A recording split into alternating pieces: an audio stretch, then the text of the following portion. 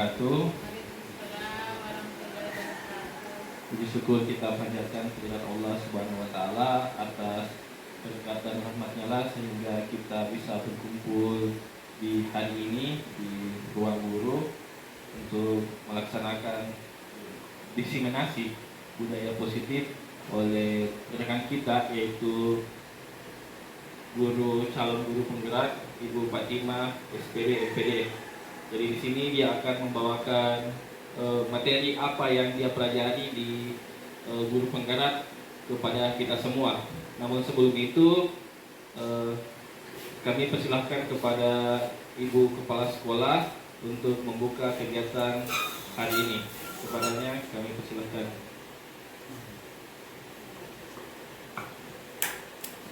Bismillahirrahmanirrahim. Assalamualaikum warahmatullahi wabarakatuh. Waalaikumsalam warahmatullahi wabarakatuh. Hamda wa syukrulillah, salatu wassalaman ala rasulillah. Puji syukur kita panjatkan kehadirat Allah Subhanahu wa taala yang telah memberikan kita karunia kesehatan sehingga hari ini kita masih dapat berkumpul di ruangan yang sederhana ini dalam kegiatan diseminasi budaya positif yang insya Allah akan disampaikan oleh calon guru penggerak salah satu guru kita, Ibu Fatimah SPD MPD di UPT SMP Negeri 2 Supa. Bapak Ibu yang saya hormati, saya banggakan, saya sangat berharap kiranya apa yang nantinya akan didiseminasikan oleh Ibu Fatimah ini dapat kita perhatikan, dapat kita pahami, sehingga dapat kita aplikasikan dalam kegiatan kita sehari-hari di sekolah dalam proses belajar mengajar dengan peserta didik. Jadi Bapak Ibu, materi yang akan disampaikan pada hari ini adalah materi yang sangat-sangat bagus. Budaya positif ini tidak bisa kita dapatkan di luaran, hanya bisa dibawakan oleh baik oleh guru penggerak maupun di sekolah penggerak. Jadi insya Allah materi nanti ini itu adalah bekal bagi kita untuk di dalam kelas, mulai dari proses keyakinan kelas, bagaimana proses kita mendekati anak-anak, bagaimana proses kita menghadapi anak-anak jika terjadi masalah, semuanya akan dikupas tuntas oleh Ibu CGP kita, Ibu Fatimah. Barangkali sebagai pembuka Ibu Fatimah cukup sekian. Selanjutnya saya silakan pada Ibu Fatimah untuk mendiseminasikan budaya positif di sekolah kita tercinta ini. Jadi untuk pembuka saya tutup. Assalamualaikum warahmatullahi wabarakatuh. Waalaikumsalam warahmatullahi wabarakatuh. Demikianlah tadi sambutan atau pembukaan dari Kepala UPT SMP Negeri 2 Supa. Kemudian langsung saja kita ke intinya. Kami persilahkan Ibu Fatimah untuk mempresentasikan budaya positif yang telah dipelajari di guru penggerak. Kepadanya kami persilahkan.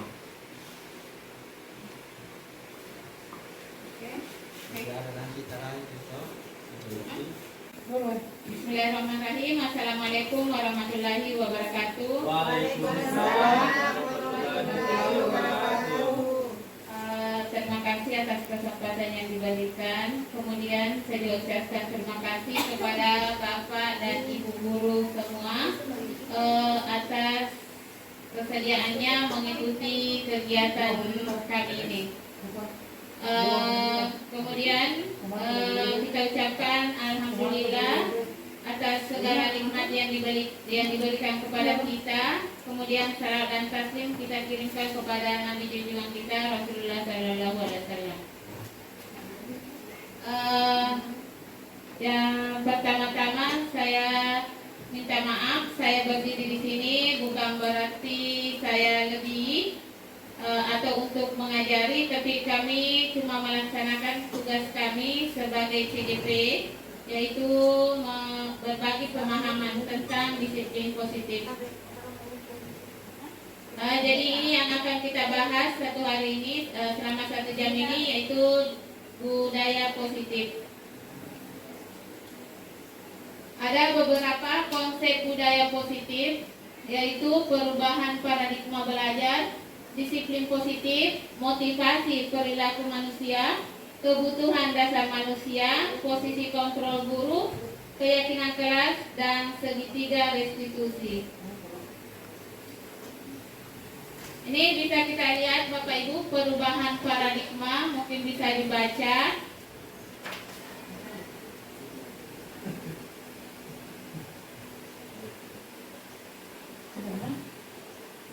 Jadi ini bila kita ingin membuat kemajuan, jadi kita perlahan sedikit-sedikit kita mengubah sikap dan perilaku kita. Jadi tidak perlu harus langsung berubah.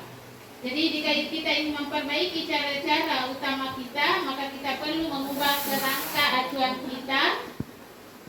Kita mengubah pikiran kita bagaimana melihat dunia, bagaimana kita berpikir tentang manusia, dan ubahlah paradigma Anda.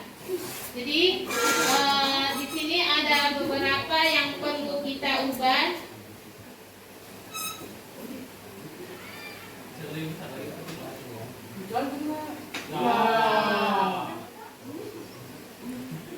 Jadi ini stimulus respon dengan teori kontrol. Jadi ini pemahaman kita selama ini bahwa kebutuhan kita semua itu sebagai manusia itu adalah sama, dan pada kenyataannya kebutuhan kita itu tidak sama. Kemudian kita menganggap semua orang melihat hal yang sama, padahal setiap orang itu punya gambaran yang berbeda. Kemudian kita mencoba mengubah orang agar berpandangan sama dengan kita. Jadi ini yang kita lakukan biasa pada murid kita, ya. Kita menganggap bahwa semua murid kita itu sama, padahal kenyataannya tidak. Kemudian perilaku buruk orang dilihat sebagai suatu kesalahan. Dan menurut teori kontrol, semua perilaku itu punya tujuan. Jadi nanti kita bahas lebih dalam lagi. Kemudian ada yang mengatakan saya bisa mengontrol orang lain. Jadi biasa kita seperti itu kepada murid, kita berusaha mengontrol murid kita, dan menurut teori kontrol kita tidak bisa mengontrol orang lain. Jadi ini ada beberapa stimulus yang perlu kita ubah sesuai dengan teori kontrol. Kemudian ini ada kita bahas tentang disiplin.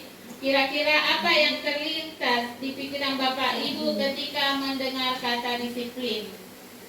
Ada yang bisa? Ada yang mau kasih ya? Silakan Bu. Peraturan. Ya? Mematuhi peraturan sekolah. Mematuhi peraturan di sekolah. Ada lagi yang ada di pikiran Bapak ketika mendengar kata disiplin? Tepat waktu. Tepat waktu. Ya. Memiliki tanggung jawab. Memiliki tanggung jawab. Ya, bagus semua.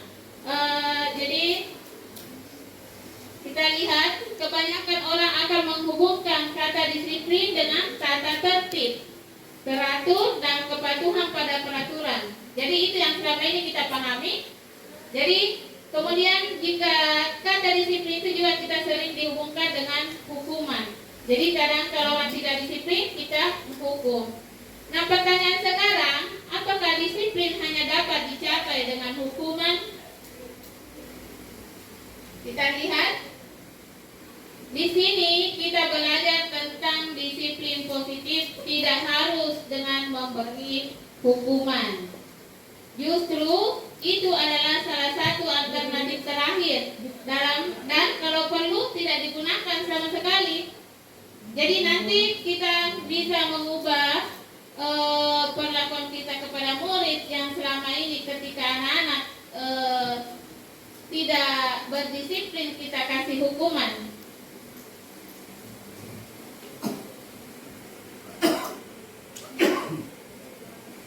Ini menurut Bapak Ki Hajar Dewantara bahwa untuk menciptakan murid yang merdeka, syarat utamanya adalah harus ada disiplin yang kuat. Disiplin yang dimaksud adalah disiplin diri. Jadi bukan disiplin tadi yang menaati peraturan itu, tapi itu disiplin itu muncul dari dalam dirinya. Ada motivasi internal. Jika kita tidak memiliki motivasi internal itu, maka disitulah biasa kita didisiplinkan sama orang lain, atau ada istilah motivasi eksternal.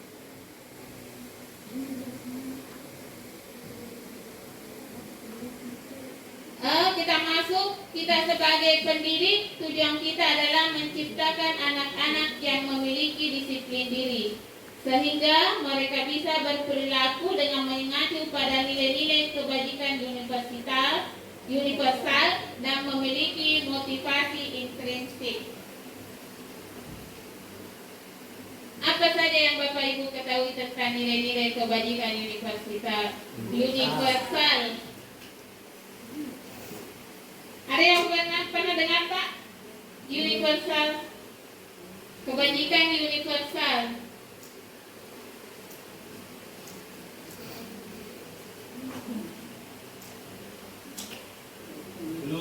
Belum? Ya. Kalau begitu kita lihat di dalam sini. Nilai-nilai kebajikan universal itu artinya sifat positif manusia yang merupakan tujuan mulia yang ingin dicapai setiap individu. Dan universal itu artinya bisa diterima semua orang, tidak terikat oleh suku, agama, bahasa, dan negara. Pokoknya itu semua disepakati. Ini ada beberapa nilai-nilai universal kebajikan. Ini saya cuma ambil beberapa. Ini profil pelajar Pancasila, kita sudah hafal semua ini, kita sering ajarkan sama siswa kita. Jadi ini termasuk nilai-nilai kebajikan.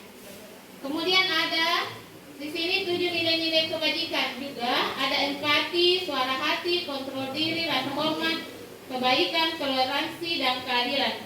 Jadi semua yang baik-baik itu dikatakan nilai-nilai kebajikan.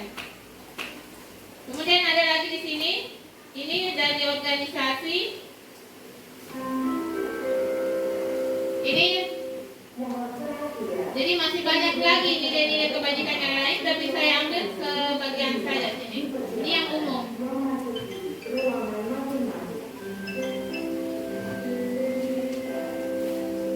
Dan kita masuk ke tujuan disiplin. Jadi tujuan kita sebenarnya adalah agar terbentuk murid-murid yang berkarakter, berdisiplin, santun, jujur, peduli, bertanggung jawab, dan menjadi pembelajar sepanjang hayat. Kemudian kita pindah ke konsep yang kedua, yaitu teori motivasi, hukuman, dan penghargaan.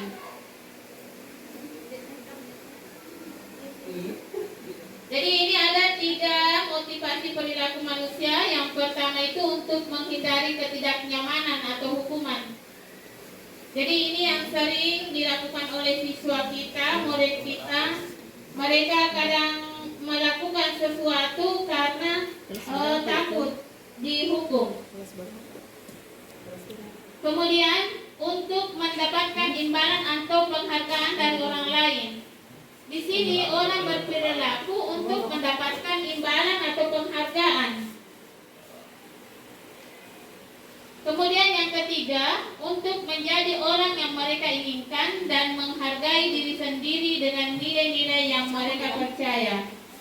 Jadi, yang mana motivasi kita selama ini? Apakah yang pertama, kedua, atau ketiga?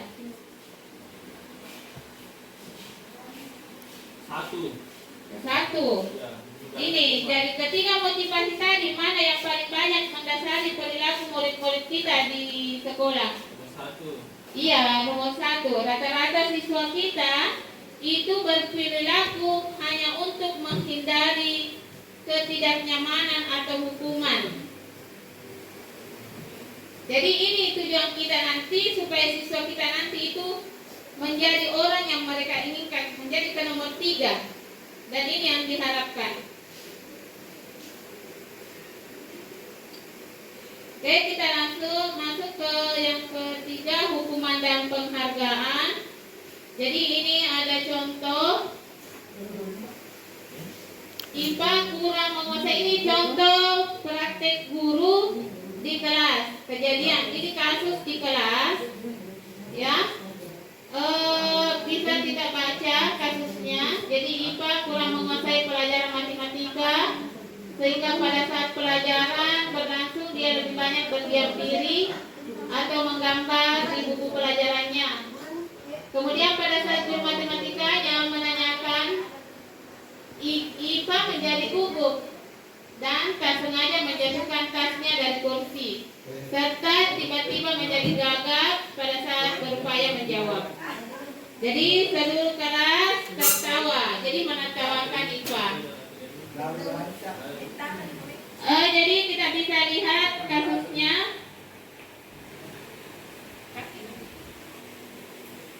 Ya, bagaimana Bapak Ibu bisa kita lihat kasusnya di sini? Kita baca dulu kasusnya, nanti ada pertanyaan.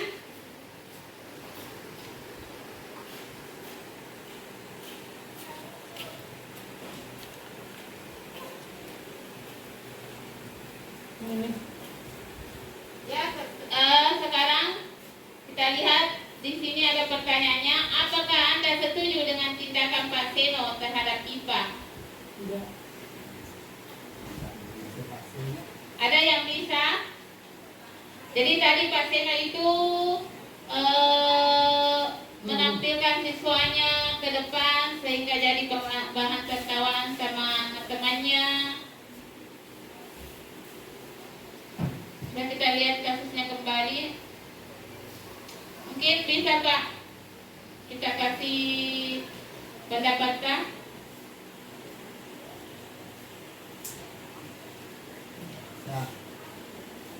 Bisa Pak. Tanya atau tanya ke Pak. Saya setuju. Kenapa? Terima kasih atas kesempatan diberikan kepada saya. Jadi berdasarkan tindakan yang dilakukan oleh Pak Seno, saya sendiri tidak kurang setuju kalau anak-anak ditampilkan sebagai bahan tertawa. Itu sama halnya dengan membuli anak yang bersangkutan. Tapi kalau kita tampilkan adalah sebagai pembelajaran supaya teman-temannya bisa melihat, bisa menyadari apa yang telah dilakukan, sehingga kita tidak boleh mencontoh, itu bagus. Tapi kalau sebagai bahan tertawaan, saya kira saya kurang sependapat. Kira pendapat saya demikian.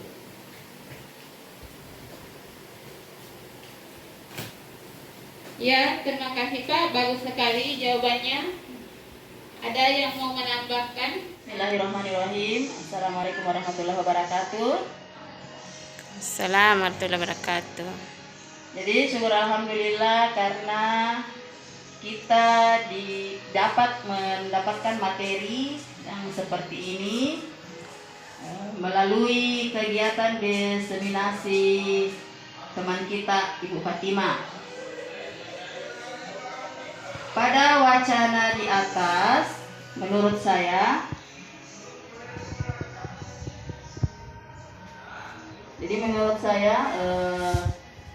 wacana di atas ini yang dilakukan oleh seorang guru yang bernama Pak Seno itu merupakan suatu hukuman terhadap seorang siswa yang bernama Iva. Di mana kita ketahui di situ bahwa di sini Pak Seno membiarkan IPA diketahui oleh temannya. Kemudian Pak Seno mengambil tindakan untuk memanggil IPA naik ke depan kelas untuk memegang ujung hidungnya.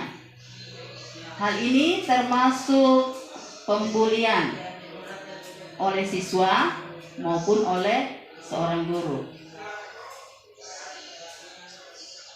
Dari wacana ini, kita sebagai guru, kita harus berusaha mengambil tindakan pada anak yang dianggap melanggar. Kita berikan konsekuensi yang tepat. Bagaimana anak itu bisa mengetahui dirinya bahwa dia melanggar tanpa harus mempermalukan. Bisa dengan berbicara dengan face to face, atau bisa dengan yang lainnya, atau pada saat temannya menertawai, kita bisa menegur temannya, kita bisa berikan pengertian sama temannya bahwa hal itu tidak boleh dilakukan. Kenapa? Karena itu bisa menjatuhkan mental temannya. Jadi awalnya mungkin anak ini mau berusaha untuk memperbaiki dirinya, tapi karena dia malu dengan perilaku temannya dan hukuman dari gurunya tadi, maka dia menjadi down. Dia tidak bisa berpikir untuk menyelesaikan masalahnya. Jadi semoga dengan materi ini kita sebagai guru bisa mengambil tindakan yang sesuai, di mana guru senang, siswa juga senang menerima pelajaran kita. Ya. Jadi mungkin cuma itu pendapat dari saya. Semoga materi ini bisa menjadi pelajaran buat kita sebagai seorang guru, agar siswa bisa menerima pelajaran kita dengan senang dan bahagia. Cukup sekian. Assalamualaikum warahmatullahi wabarakatuh. Baik Ibu, tentang kejadian di atas, kasus di atas, menurut saya saya tidak setuju, karena kasus di atas itu merupakan hukuman. Ya, terima kasih. Ada yang mau punya pendapat lain?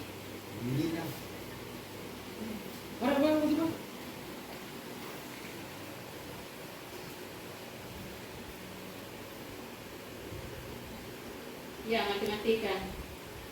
Itu apakah ini yang dilakukan Pak Seno ini termasuk hukuman atau konsekuensi? Jadi sebentar kita masuk masalah hukuman dan perbedaan hukuman dan konsekuensi. Ini termasuk hukuman, ya betul. Ya. Kita lihat ini hukuman, konsekuensi, dan restitusi. Perbedaannya,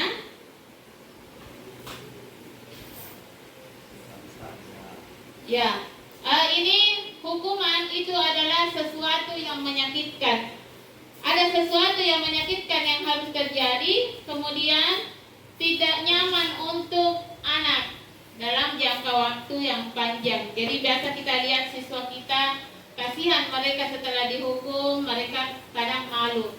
Kemudian korban mendapatkan keadilan, itu pemahaman kita. Kemudian murid atau anak akan tersakiti. Ini seharusnya itu adalah hukuman identitas gagal. Untuk identitas sukses, kita bisa mendisiplinkan mereka melalui konsekuensi atau restitusi. Perbedaan hukuman dan konsekuensi itu sama-sama sesuatu harus terjadi, tetapi kalau hukuman itu yang terjadi itu adalah menyakitkan. Kemudian di hukuman anak-anak merasa tidak nyaman dalam jangka waktu yang panjang, tapi kalau konsekuensi anak-anak merasa tidak nyaman cuma sebentar saja dalam jangka waktu yang pendek. Kemudian korban bisa diabaikan. Kemudian anak dibuat tidak nyaman. Kalau hukuman anak tersakiti, kalau konsekuensi anak tidak nyaman. Kemudian ini yang seharusnya kita lakukan adalah restitusi. Restitusi merupakan pilihan. Kemudian di situ kita menguatkan anak dalam jangka waktu yang panjang. Kemudian korban mendapatkan ganti. Kemudian anak mendapatkan penguatan, bukan rasa sakit.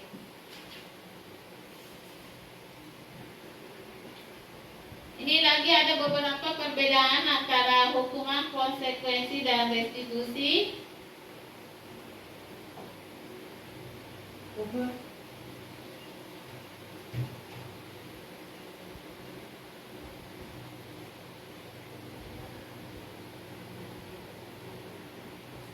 Ini yang biasa diucapkan guru yang menghukum. Peraturannya adalah kamu harus, misalnya, kamu harus lari keliling lapangan, kamu harus berdiri di lapangan. Tapi kalau konsekuensi, kita bertanya apa peraturannya, mampukah kamu melakukannya? Dan terima kasih. Jadi misalnya anak-anak tidak, maksudnya bajunya di luar. Apa peraturannya? Kita masukkan bajunya. Jadi seperti itu. Jadi kalau restitusi itu ucapan guru, apa yang kamu yakini, apa yang bisa kamu lakukan untuk memperbaiki masalah ini. Jadi kita tanya siswa kita, bagaimana cara mengatasinya.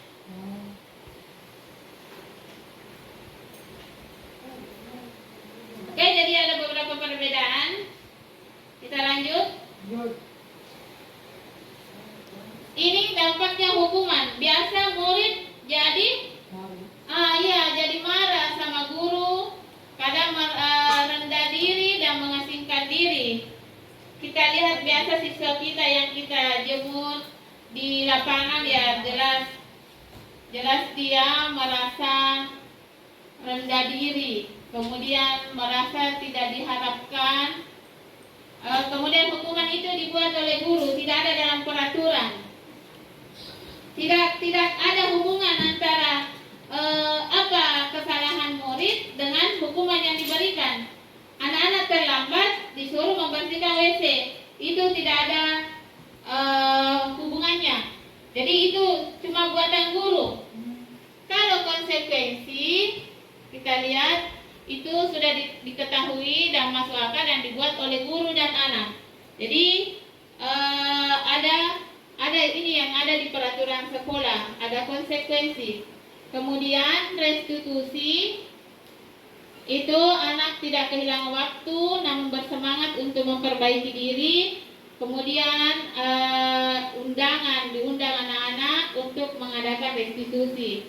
Kemudian dibuat oleh murid dan anak. Murid dan guru.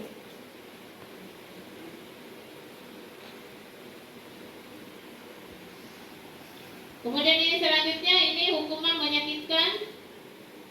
Guru menjalani konsekuensi dengan menyalahkan, mengkritik, menyindir, merendahkan. Ya, ini sering kita lakukan.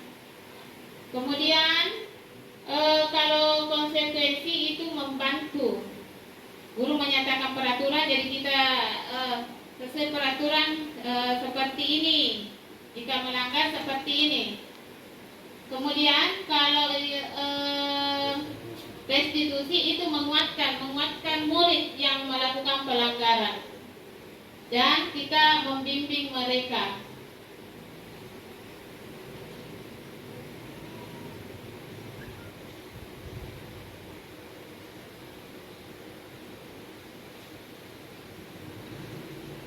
Jadi ini ada beberapa contoh hukuman dan konsekuensi. Kita tes pemahaman Bapak Ibu. Mengganti penghapus teman yang dihilangkan itu hukuman atau konsekuensi? Iya, konsekuensi. Kemudian berdiri di tengah lapangan upacara karena datang terlambat ke sekolah? Hukuman. Merapikan sapu dan alat pel yang jatuh karena tersenggol saat berlari di jam istirahat? Iya. Mencatat 200 kalimat? Saya minta maaf karena berkelahi dengan temannya. Iya, hukuman ya.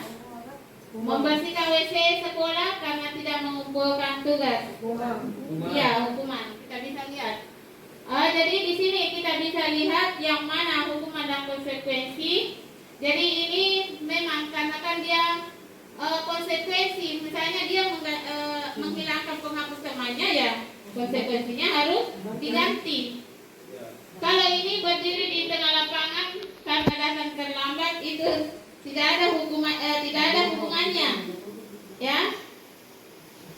Mencatat 200 kalimat itu saya minta maaf tidak akan menyelesaikan masalah.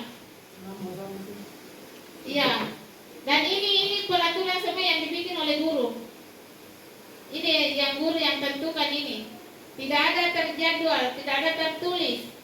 Kalau konsekuensi ini sesuai dengan pelanggaran. Sekarang ini kehilangan 10 menit jam istirahat untuk mengerjakan tugas karena terlambat datang dan tertinggal pelajaran selama 10 menit. Ini hukuman atau konsekuensi? Iya, jadi seperti inilah yang seharusnya kita lakukan. Jika siswa kita terlambat, bukan dihukum, tetapi ditambah jam belajarnya. Nah, itu yang termasuk konsekuensi. Jadi siswa tidak terlalu merasa tersakiti. Kalau ini lari mengelilingi lapangan basket 2 kali karena terlambat 10 menit untuk pelajaran PJOK, hukuman atau konsekuensi? Bisa konsekuensi kalau olahraga. Ya, betul sekali. Jadi ini adalah konsekuensi karena ada hubungannya. Memang kan dia terlambat kan, kalau PJOK biasanya kan ada pemanasan dulu, ya. Jadi ketika dia datang terlambat, ya dia dikasih pemanasan dulu lagi. Yang salah kalau dia bahasa Inggris. Ini murid diminta bertelanjang kaki sepanjang hari karena tidak menggunakan sepatu warna hitam sesuai peraturan sekolah. Iya, ini adalah hukuman. Jadi ini adalah hukuman. Ya, kita bisa pikirkan perasaan murid kita ketika disuruh bertelanjang kaki, panas, bagaimana jelas dia juga merasa malu. Next, sekarang ini penghargaan dari bentuk lain dari hukuman. Ini ada kami dapat penghargaan itu adalah bentuk lain dari hukuman. Kenapa bisa? Karena penghargaan kita sering memberikan penghargaan kepada murid kita ketika melakukan sesuatu, ternyata itu hanya efektif untuk jangka pendek. Ya, ini menimbulkan persaingan. Kita lihat biasa kalau lomba kebersihan, akhirnya menimbulkan persaingan, ada kecemburuan sehingga kadang datang ke kelasnya temannya merusak karena begitu mereka bersaing. Kemudian ini menghukum bagi yang tidak mendapatkannya. Jadi yang tidak dapat hadiah tadi pasti merasa berkecil hati. Kemudian mematikan kreativitas, menurunkan ketepatan, kemudian kecewa bila tidak mendapatkan. Jadi misalnya hari ini dia datang cepat dikasih hadiah, besok dia datang cepat tidak dikasih hadiah, akhirnya dia kayaknya mengharap terus hadiah. Kemudian ya ini tadi ketergantungan dalam jangka panjang.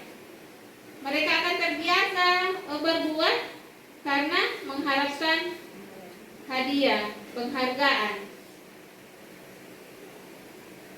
Jadi ini tadi penjelasan tentang restitusi. Jadi di sini kita ajak peserta didik kita untuk memperbaiki kesalahan yang telah mereka lakukan. Jadi nanti ada contoh, saya tampilkan bagaimana contoh restitusi. Kita pahami dulu ini. Restitusi itu bukan untuk menebus kesalahan, namun untuk belajar dari kesalahan. Restitusi juga memperbaiki hubungan. Ada tawaran bukan paksa. Jadi kita tawarkan siswa apa yang kamu mau lakukan untuk memperbaiki kesalahan kamu. Jadi bukan kita yang menentukan bahwa kamu begini, maka kamu harus seperti ini.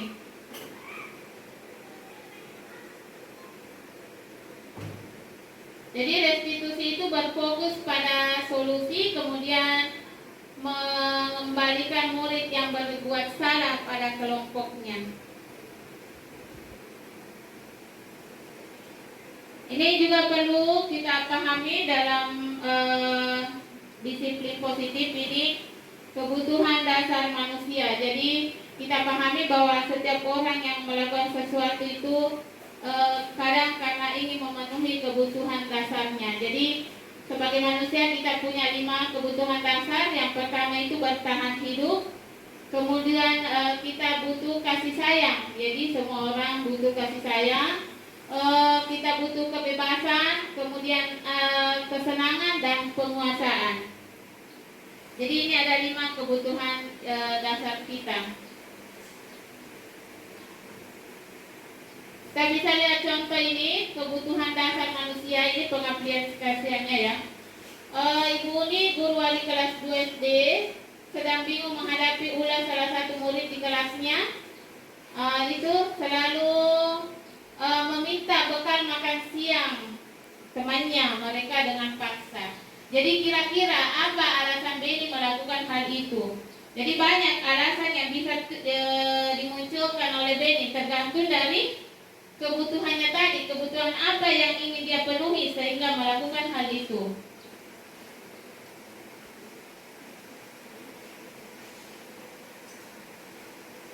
Kita lihat, jika Benny itu merasa lapar dan karena orang tuanya tidak membawakannya bekal makan siang, maka dia sedang berusaha memenuhi kebutuhan untuk bertahan hidup. Jadi kita di sini perlu mengetahui dulu kenapa ini anak-anak melanggar. Jadi kebutuhan apa yang ingin dia penuhi? Kalau Benny merasa senang mengambil bahan bekal temannya karena dia ingin diperhatikan, maka dia sedang berusaha untuk memenuhi kebutuhannya akan kasih sayang dan rasa diterima. Kemudian ada kebutuhan kekuasaan. Ada memang siswa kita yang selalu ingin merasa hebat. Jadi di situ dia berusaha memenuhi kebutuhannya akan kekuasaan, sudah mau berkuasa. Kemudian kebutuhan akan kesenangan. Jadi jika ini tadi Benny mengambil bekal makanannya temannya bukan karena lapar atau karena ingin diperhatikan, tetapi dia senang melihat temannya, karena bilang orang pacobi-cobi, ya dia senang melihat temannya tersiksa atau jengkel. Jadi di situ dia memenuhi kebutuhannya akan kesenangan.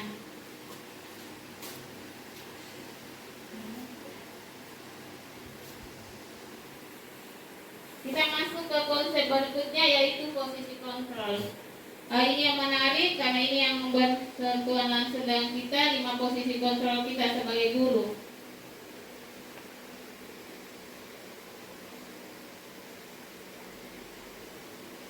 Jadi ini ada 5 posisi kontrol guru. Pertama itu penghubung, kemudian pembuat rasa bersalah, sebagai teman, sebagai pengamat, dan sebagai manajer.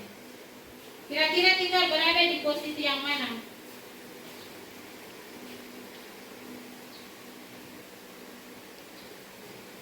Jadi kalau penghubung ini menggunakan hukuman fisik atau verbal, mengancam, ya. Kemudian yang membuat rasa bersalah itu guru menggunakan bahasa yang lembut, namun tetap dia membuat anak-anak merasa tidak nyaman, merasa bersalah. Misalnya mengatakan, kenapa kok seperti itu? Kok tidak pikirkan perasaan ibu? Kemudian kalau ini mengontrol murid dengan bujukan, ini posisi teman. Artinya di sini anak-anak dianggap seperti teman, ya tidak apa-apa. Anak-anak di sini dibiarkan saja melakukan kesalahan. Kemudian pengamat, ini yang kalau ini pengamat, ini masih bagus karena sesuai dengan peraturan. Jadi kalau anak melanggar, kenapa melanggar, peraturan apa yang dilanggar dan apa konsekuensinya, itu pengamat. Dan yang seharusnya kita berada adalah di posisi manajer. Ini mempersilahkan murid mempertanggungjawabkan perilakunya dan mendorong murid untuk menemukan solusi atau permasalahannya sendiri. Ini kemarin kita disuruh praktekkan posisi manajer. Jadi di sini kita panggil siswa kita ke ruangan, tidak harus bilang kita marahi di kelas. Jadi ini ada contoh video kemarin.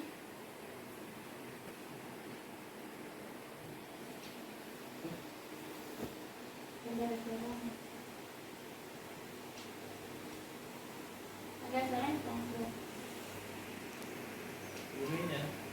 Bunyi.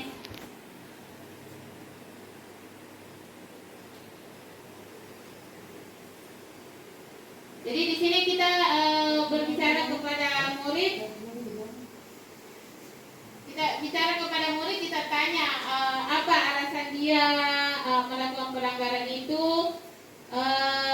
kebutuhan apa yang sedang dia lakukan, dan dia keyakinan kelas apa yang dia langgar, dan apa solusi dari permasalahannya itu. Jadi siswa sendiri yang menentukan apa yang dia lakukan untuk memperbaiki kesalahannya.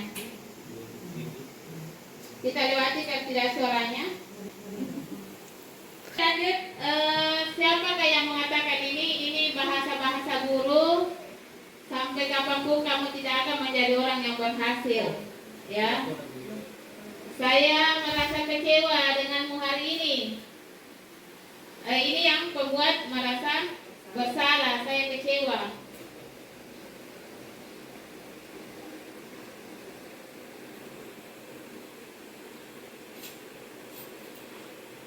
Kemudian jika masih belum mengerti, nanti saya bantu. Itu teman. Iya, teman. Nanti saya bantu. Kemudian peraturannya apa? Itu posisi pemantau. Jadi menanyakan peraturan apa yang kamu langgar, apa konsekuensinya. Ini jika tidak bisa menjawab pertanyaan ini, maka tidak boleh pulang. Berarti ini adalah penghukum. Ini apa yang akan kamu lakukan untuk menyelesaikannya. Jadi jika murid kita tidak menyelesaikan tugas, kita tanya, apa yang akan kamu lakukan untuk menyelesaikannya. Bukan bilang ditulis 3 kali lagi. Jadi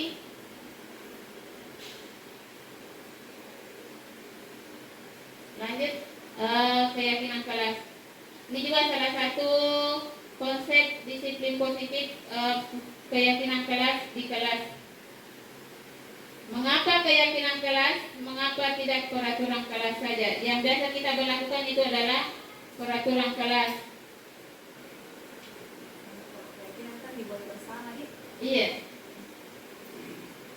Jika tidak menekankan pada keyakinan, seseorang akan lebih memotivasi seseorang dari dalam. Seseorang akan lebih tergerak dan bersemangat untuk menjalankan keyakinannya daripada hanya sekadar mengikuti serangkaian peraturan tertulis tanpa makna. Ini salah satu contoh keyakinan kelas. Jadi keyakinan kelas itu tidak perlu terlalu banyak. Bisalah kita bikin 3 yang bisa diyakini dan bisa dipertanggungjawabkan. Jadi hormat, bekerja, diterima, dan dimiliki. Kalau selama ini kita selalu mengatakan menghargai guru atau apa, misalnya mengerjakan tugas tepat waktu, itu masuk di bekerja saja. Jadi kita kumpulkan di situ. Sama misalnya membersihkan kelas, itu dia termasuk di bekerja. Kemudian diterima dan dimiliki, di sini saling menghargai sesama. Menghargai teman, menghargai guru. Jadi ini contoh keyakinan kelas. Jadi ini nilai kebajikan, hormat, bekerja, diterima, dan dimiliki. Nanti uraiannya di bawah. Ini kemarin saya lakukan keyakinan kelas. Jadi di sini saya minta siswa menulis bagaimana kelas impian mereka. Jadi banyak yang mereka tulis, ada yang menginginkan kelas yang nyaman, tenang, kelas yang bersih. Dari situ kita bikin lagi, turunkan menjadi peraturan, kemudian dalam keyakinan kelas tidak ada kata-kata negatif. Jadi misalnya kemarin ada anak-anak menulis tidak boleh membuang sampah sembarangan. Jadi di situ kita ganti menjadi buang sampah pada tempatnya. Jadi ini anak-anak sendiri yang bikin keyakinannya. Jadi mereka bisa mempertanggungjawabkannya, bukan guru yang membuat. Ini tadi yang kita bahas dari awal, masalah restitusi, segitiga restitusi. Ini cara menyelesaikan masalah yang ada pada murid. Jadi ada 3 langkah segitiga restitusi, yaitu yang pertama menstabilkan identitas. Jadi ketika anak melanggar, kita stabilkan dulu identitasnya dari merasa bersalah, identitas gagal ke identitas sukses. Kemudian kita menanyakan keyakinan, memvalidasi tindakan yang salahnya. Apa kesalahannya? Keyakinan apa yang dia langgar? Apa alasan dia melakukan hal itu atau melanggar itu? Kemudian menanyakan keyakinan. Jadi ini bahasa-bahasa guru ketika menstabilkan identitas. Kita katakan pada anak kita, setiap orang pasti melakukan kesalahan. Kamu bukan satu-satunya yang pernah melakukan hal itu. Jadi beda kalau kita sampai ini, salah sih kok. Begitu, salah.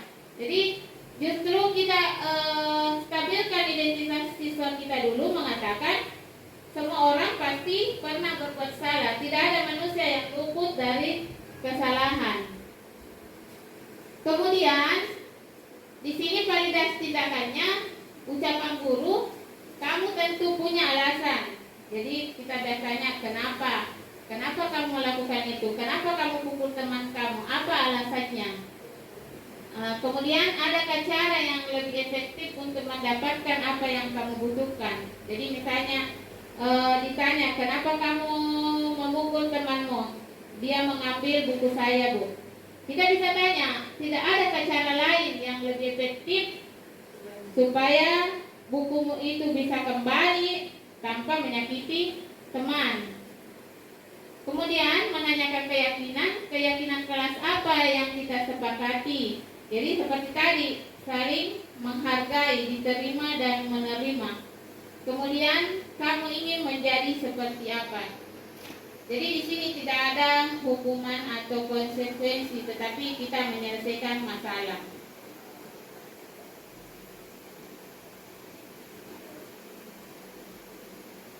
Ini contoh yang kami lakukan di kelas. Ketika anak-anak seperti ini membuat keributan di dalam kelas, bermain di kelas, kita tidak perlu harus langsung marah. Kenapa seperti ini? Kenapa kelas berantakan? Tidak. Tapi kita tanya baik-baik, kenapa mereka seperti ini?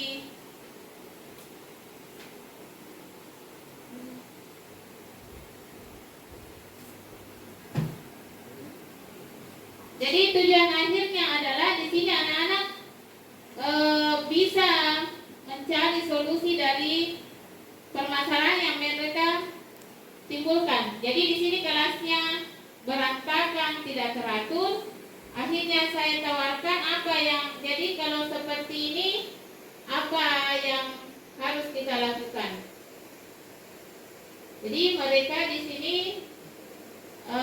dengan senang hati kembali merapikan kelasnya, memungut sampah, membersihkan. Jadi tanpa harus ada paksaan.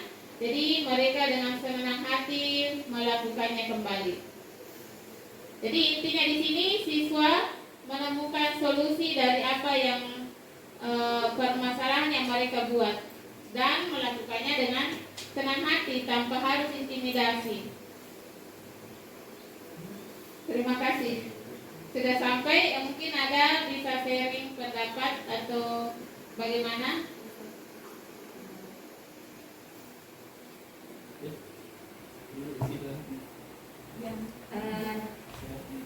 Bagus sekali materinya, Bu. Saya dari awal tadi melihat mengikuti. Ini terus terang sangat berkaitan dengan apa yang selalu kita lakukan keseharian kita. Kalau saya bisa melihat, saya memosisikan diri sebagai pemantau lah ya.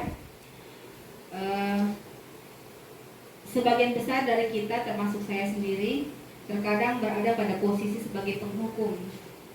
Selain pada posisi sebagai penghukum, kadang-kadang saya juga pembuat rasa bersalah.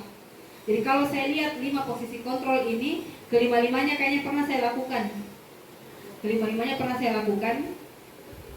Saya pernah penghukum. Jadi sini penghukum bisa menggunakan hukuman fisik atau verbal. Yang kadang-kadang kita tidak sadari adalah hukuman verbal. Hukuman verbal kan dengan kata-kata. Sebagian besar dari kita hampir selalu melakukan ini. Jadi terkadang menurut kita mungkin bukan hukuman itu kalau cuma kata-kata. Padahal hukuman verbal juga termasuk salah satu hukuman. Dan yang lebih parahnya, kalau hukuman verbal itu dilakukan di satu waktu kepada pelaku oleh beberapa orang.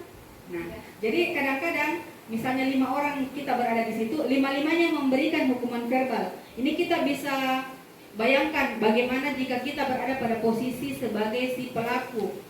Kita melakukan satu kesalahan, kemudian 5 orang menghakimi kita dengan hukuman verbal, dengan kata-kata. Mungkin saja kita yang mengeluarkan kata-kata tidak sadar bahwa kata-kata kita itu akan mempengaruhi psikologis anak. Kemudian yang kedua, pembuat rasa bersalah. Ini paling sering juga saya lakukan nih. Kadang-kadang saya, sini Ki dulu nak, nggak saya sangka kita begini. Nah ini kan menurut saya biasa-biasa saja. Saya tidak pernah sadar ternyata ini nanti juga berdampak kurang baik bagi anak-anak kita kalau kita melihat pada posisi kontrol. Saya pernah menyampaikan kepada anak seperti ini. Berharap Kak itu nak, kita yang bisa jadi contoh buat teman-teman tak. Tapi ternyata kita bikin kecewa Kak seperti ini. Ini kan menurut saya kemarin itu kalimat yang mungkin bisa membuat si anak menjadi menyadari dirinya. Tetapi ternyata pada materi ini dia disebut sebagai pembuat rasa bersalah. Dan memang benar, pada saat kita menyampaikan itu, rasa bersalah anak akan muncul. Maafkan Kak Bu. Rasa bersalahnya yang muncul, bukan kesadarannya atas kesalahannya, tetapi rasa bersalah karena telah mengecewakan. Nah, kemudian posisi teman, biasa juga, sering Kak juga ini lakukan. Mengontrol murid. Kerjakan itu tugas Kak nak. Kalau misalnya tetap kita tidak bisa, kita cari teman tak yang bisa bantu Ki. Saya tidak mengatakan bahwa saya bantu Ki, tapi kita cari teman tak yang bisa bantu Ki. Jadi anak ini dia tidak berpikir bagaimana mencari solusi, tetapi bagaimana mencari teman yang bisa membantu. Oke, kemudian yang keempat sebagai pengamat juga sering, dan yang terakhir sebagai manajer ya sering juga. Dan ternyata dari kelima posisi kontrol yang pernah semua saya lakukan, saya juga sependapat dengan Ibu CGP tadi bahwa posisi manajer ini lebih cenderung mengajak anak untuk memikirkan apa kesalahannya, keyakinan keras apa yang telah dia langgar, kemudian solusi untuk memperbaiki permasalahan tersebut. Kalau menurut saya di 5 posisi kontrol ini semuanya ada di sekitar kita kan. Kalau kita mau introspeksi diri, kita pasti pelaku kelima-limanya. Jadi tidak bisa juga kita sebut bahwa teman kita berada posisi 1, 2, 3, 4 bukan di 5, tetapi kelima-limanya ini pasti kita semua pernah lakukan. Dan kalau mau dirunut dari kelima posisi ini, posisi terakhir itulah yang nyaman di kita, nyaman juga di anak. Kalau di posisi 1, 2, 3, 4 kadang-kadang ada nyaman di kita dan nyaman di anak, nyaman di anak dan nyaman di kita. Dan posisi kelima ini yang adil lah menurut saya. Tapi Bu, barangkali bisa kita turun lagi. Sorry kalau agak berpanjang lebar, tapi karena materi ini sangat menarik. Boleh coba segitiga restitusi boleh ya. Oke, dari segitiga restitusi ini juga bagus sekali ya, bagus sekali. kalau ke 6 poin ini kita laksanakan, kita lakukan jika ada anak kita yang berbuat masalah, saya yakin itu bisa selesai dengan baik. Tapi gini maksud saya, kita benar-benar pahami dulu itu segitiga restitusi. Jangan selalu berada pada mindset bahwa enaknya itu anak tak kalau kita begini. Jadi yang agak keliru menurut saya, kalau posisi kita sebagai guru selalu mau menjadi tanda petik sebagai algojo bagi anak-anaknya. Jadi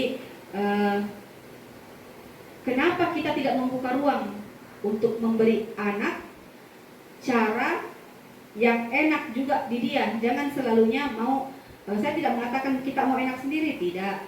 Tapi barangkali ada cara yang kita memberikan pemahaman kepada anak, ya posisinya lebih fair, lebih adil. Enak di kita, enak di anak.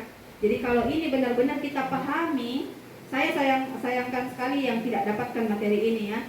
Kalau ini kita pahami betul-betul dan kita laksanakan betul-betul, saya pikir kita bisa menjadi rekan-rekan yang baik bagi anak-anak kita, menjadi orang tua yang baik bagi anak-anak kita bisa menyelesaikan permasalahan yang ada tanpa harus menimbulkan masalah-masalah baru. Jadi ini yang harus barangkali saya tekankan, bahwa semua rekan guru harus mendapatkan materi ini, harus bisa memahami materi ini supaya kita bisa meminimalisir masalah-masalah yang datang ke depannya. Jadi kadang-kadang ada masalah yang ditimbulkan oleh langkah yang kita ambil, menurut kita biasa-biasa saja, menurut kita tidak berbahaya, tetapi justru sebenarnya ada potensi bahaya di dalamnya. Ada kadang-kadang langkah yang kita ambil menurut kita benar, tetapi menurut anak-anak kadang-kadang tidak benar, sehingga itulah yang berpotensi mengundang bahaya dari luar ke dalam sekolah. Jadi bagaimana caranya supaya kita bisa meminimalisir itu dengan memahami materi yang ada. Tidak serta-merta menolak semua materi yang diberikan kalau menurut kita kurang mengenakan di kita, tetapi bagaimana caranya. Saya selalu membahasakan, mari kita kosongkan gelas tak. Jangan kita selalu fullkan gelas tak kalau ada materi baru yang disampaikan oleh teman. Karena kalau ibaratnya kalau kita selalu bertahan dengan gelas kita yang sudah berisi, maka pengetahuan baru itu akan susah untuk masuk. Jadi kalau seperti ini, sepakat sekali, saya bersyukur ada CGP yang mau berbagi, sehingga rekan-rekan yang belum CGP, belum dapat materi ini juga bisa mendapatkan ini. Jadi semoga kedepannya di komunitas belajar budaya positif ini akan kita gali lebih dalam lagi, bagaimana supaya kita bisa laksanakan di sekolah seperti itu. Terima kasih. Assalamualaikum warahmatullahi wabarakatuh. Waalaikumsalam warahmatullahi wabarakatuh.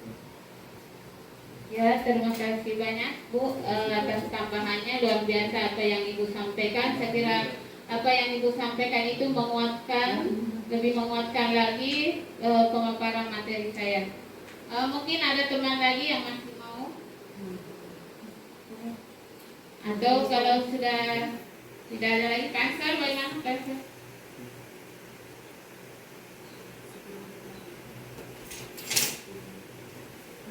Jadi kalau sudah tidak ada lagi, saya kira itu begitulah materi yang saya sampaikan.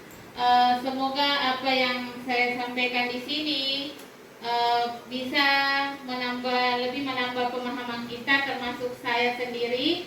Jadi dengan memaparkan materi ini, saya lebih memahami materi lagi, dan semoga apa yang saya sampaikan kepada teman ini bisa kita aplikasikan di sekolah kita ini.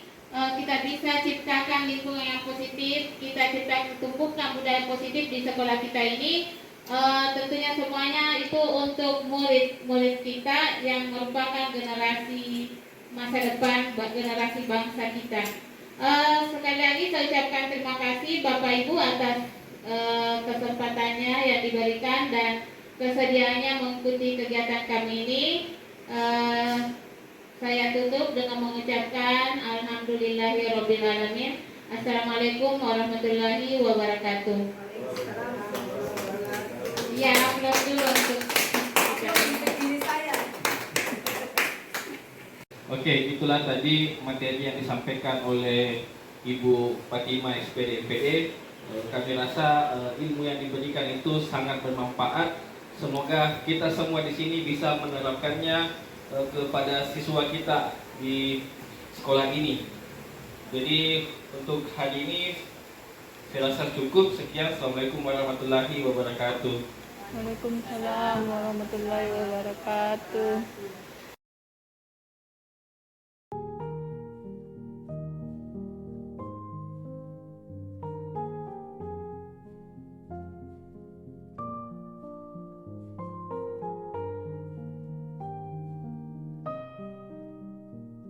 Assalamualaikum warahmatullahi wabarakatuh. Perkenalkan, nama saya Afifah Karima dari kelas 71. Assalamualaikum warahmatullahi wabarakatuh. Perkenalkan, nama saya Medina Cika Serina Syabila dari kelas 71. Assalamualaikum warahmatullahi wabarakatuh. Perkenalkan, nama saya Arfas Karyanto dari kelas 71. Assalamualaikum warahmatullahi wabarakatuh. Perkenalkan, nama saya Putri Wijaya dari kelas 71. Assalamualaikum warahmatullahi wabarakatuh. Perkenalkan, nama saya Andi Muhammad Ibrahim Seridak dari kelas 71.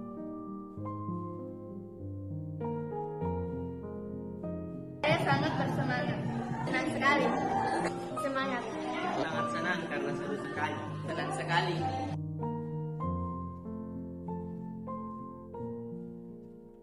Iya, sangat penting. Sekali. Sangat penting. Sangat penting. Penting.